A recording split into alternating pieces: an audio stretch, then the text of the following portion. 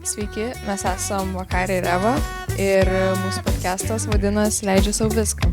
Kas normalu, nenormalu, šiandieną niekas nežinai. Sako, žino, reiškia išgeria per daug pigaus vyno. Jokie pamokslai manęs neišgelbės. Jį nori gelbėt, bet kažką tai pažiūrėk į veidrodį. Tai pirmai istorijai pasiruošiau apie Erikson dvynes, Sabriną ir Uršulę. Ką gali papasakoti apie jų vaikystę?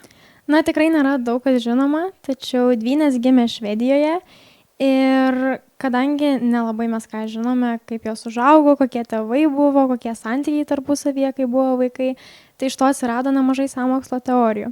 Na, bet galiu papasakoti, kad 2008 metais Uršulė, kai buvo 40 metų, nusprendė aplankyti savo seserį Sabriną, o Sabrina gyveno Airijoje, turėjo vyrą ir turėjo vaikų.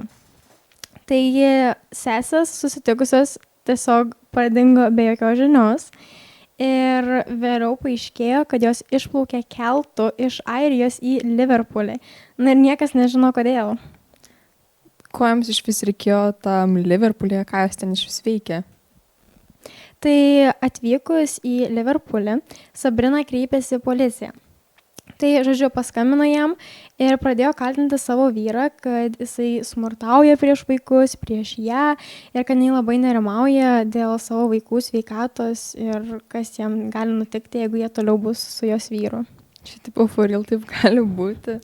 Na, tai mes nežinom, nes policija nieko negalėjo pradėti tyrinėti, nes abi dvi sesės vėl dingo, bet šį kartą jos išvažiavo autobusu iš Liverpoolio į Londoną. Tai važiavo jos M6 greitkeliu ir jų elgesys buvo žiauriai keistas.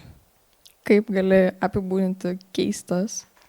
Na, tai autobuso vairuotojas, taipogi ir keleiviai pastebėjo, kad jos turėjo tašes, kurios jos laikė prie savęs ir grynai tiesiog nepaleido ir niekam neleido apžiūrėti, nes vėliau autobuso vairuotojas norėjo patikrinti, kas tenais. Na, o kadangi jos neleido, buvo išlaipintos. Ir vėliau sesės buvo užfiksuotos ant kamerų, kaip jos vaikščiojo greitkeliu. Ir buvo, kai yra greitkeliai važiuojant į vieną pusę, į kitą pusę ir yra tokia tvorelė ir tenais, kabutėse praėjimas, nors ten negalima vaikščioti. Tai tenais buvo jos pastebėtos vaikščiojant, bet tada Sabrina perbėgo per tą tvorelę į gatvę ir tiesiai prieš automobilį ir buvo partrenkta. Kadangi buvo partrenkta, visi galvojo, kaip čia dabar bus, bet jinai tiesiog atsistojo, tarsi nebūtų sužeista. Ir be abejo buvo atvykusi policija į šitą visą vykstantį chaosą. Ir tuo pačiu su jais atvyko ir filmavimo komanda. Tai čia galiu dabar apibūdinti, kas čia per filmavimo komandą ir kodėl jinai važiavo su policija. Tai tame mieste būdavo filmuojama laida, kur jeigu yra kažkoksai keistesnis įvykis, kad tas crew važiuodavo kartu su policija, kad tiesiog viską užfilmuotų, nufilmuotų ir parodytų publikai. O kas Sabrinai nutiko toliau? Tai Sabrina tiesiog buvo apklausinėta policijos, bet tuo metu Uršulė netikėtai išbėgo į gatvę ir pakliuvo po fūros ratais ir buvo stipriai sužalota. Bet vis tiek jinai priešinosi, neleido tam policijai padėti jai atsikelti ir nieko. Jinai negalėjo atsikelti, nes jos kojos buvo, kaip buvo pasakyta kažkurio policininko, kad buvo tiesiog susprogdintos iš vidus toks jausmas. Čia žinai, kad jinai turi 9 gyvybės, tai čia jinai atrodo, kad su 9 gyvybėm. Tai tada Sabrina vėl buvo partrenkta automobilio, nes vėl išbėgo į gatvę ir vėl priešinosi policijai ir reikėjo, kad sutramdytų Sabriną netgi 6 pareigūnų. Tai žmonės labai taip keistai žiūrėjo į šitą įvykį ir policininkai teigia, kad toks jausmas, kad jos turėjo kažkokių supergalių, nes jų jėga buvo tiesiog begalinė toks jausmas. Na, jau jeigu reikia vieną moterį, kad sulaikytų ją 6 pareigūnų, tai tikrai čia kažkas keisto. Čia būtų, žinai, galima įkelti į farus. Būtų įdomu pažiūrėti viską. Na, tai va, tai kaip tas filmavimo crew ir buvo. Tai panašiai. Tai sesės tada jau buvo išvežtos į ligoninę ir buvo testuotos nuo narkotikų, bet organizmuose absoliučiai nieko nerado, kas buvo, tiesiog žiauriai keista. Ir Sabrina buvo pasodinta į kalėjimą. Aišku, Uršulė gydėsi ligoniniai, nes, jau ko jom buvo amen. Tai, kiek žinau, dar įvyko kažkoks nužudymas. Kaip tai vyko, kas buvo? Tai tikrai tiesa. Sabrina buvo paleista iš areštinės, nes, kaip sakiau, jokių narkotikų, nieko nebuvo rasta. Tai jinai sutiko vyrą, kuris vaikščiojo su savo draugu ir vedžiojo šuniuką. Ir jinai atrodė labai tokia išsiblaškiusi, pasimetusi. Tai tas vyras pasiūlė jai apsistoti savo namuose. Draugas galvojo, kad jinai labai tokia įtartina, tai jisai išėjo, o tas vyras pasiūlė padaryti Sabrinai arbatos ir nuėjo pas savo kaimynus.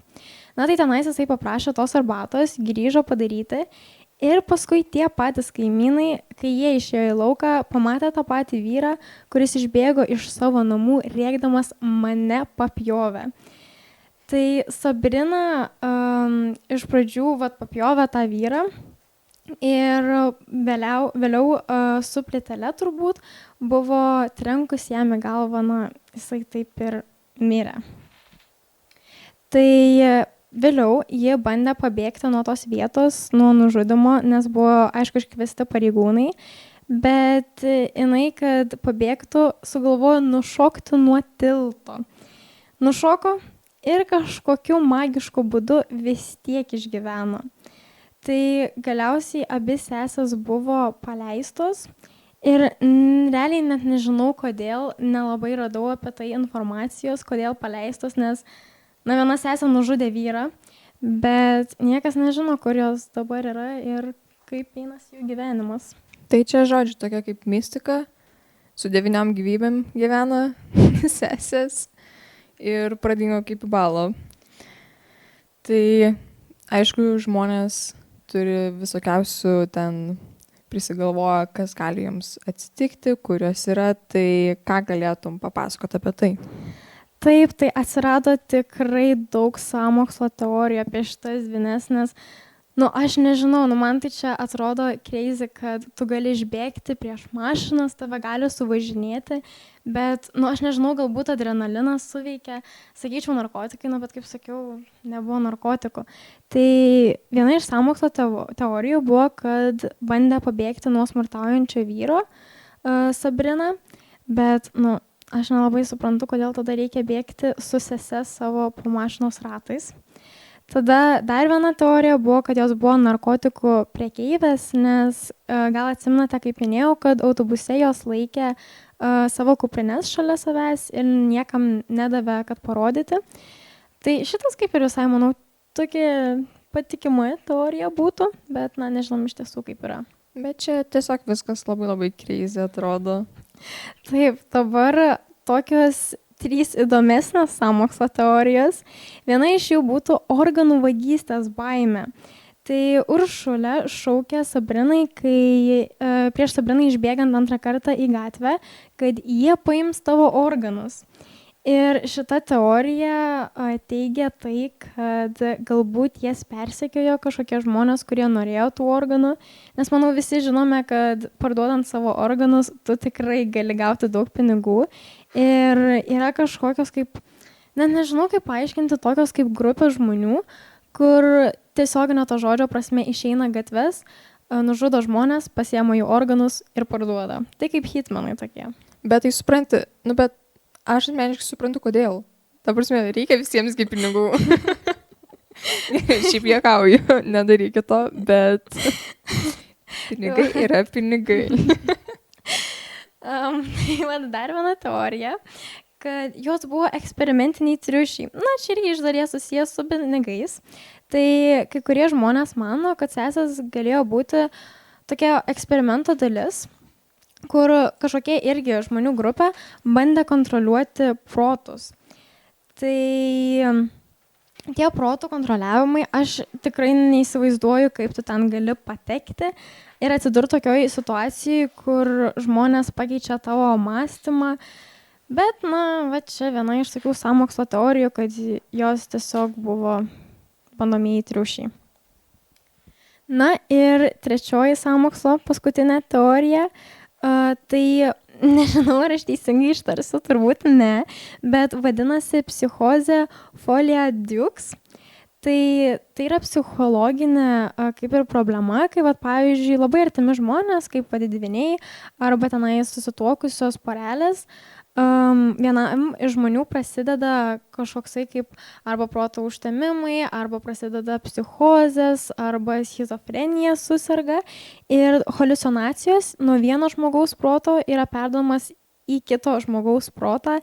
Ir, čia, manau, visai gal ir patikima, nes čia yra moksliškai įrodyta, kad yra tokia liga ir, abi dvi sesės elgėsi labai panašiai bėgdamos po ratais ir aš manau, kad galbūt ir patikėčiau šitą teoriją. Bet kas keisčiausia, kad čia visa šita istorija atrodo kaip iš kokių filmų, kai būna. Taip. Atrodo, kad jos tiesiog nėra realūs žmonės, bet jeigu, pavyzdžiui, jūs pasidomėtumėt dar labiau, tai internete yra pilna visokių vaizdo įrašų, kaip jos tas greitkeliais vaikščia, kaip policijos visokių įrašų yra, tiesiog nesuprantama. Taip ir yra ir tenais vaizdo klipas nufilmuotas to ekipažo, kur sakiau, kur su policija važiuoja, kaip buvo bandoma viena iš sesių sulaikyti tų 6 pareigūnų. Tai, jeigu netikit, tikrai galite pasidomėti ir tikrai rasit, nes aš ir peržiūrėjau nemažai tų nufilmuotų kadrų. Tai tikrai, nežinau, proto nesuvokiama, kaip taip gali būti.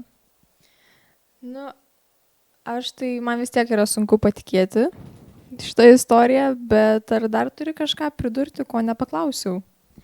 Tai turbūt, kad ne, tiesiog noriu pasakyti, kad ačiū, jeigu išklausėte viso šito podcast'o ir mes labai tikimės, kad galėsime padaryti daugiau jūsų visokiom keistom ar tamsesnėm gal netgi kitą kartą istorijomis. Tai lauksime jūsų sugrįžtant. Ate, čiau, čiau.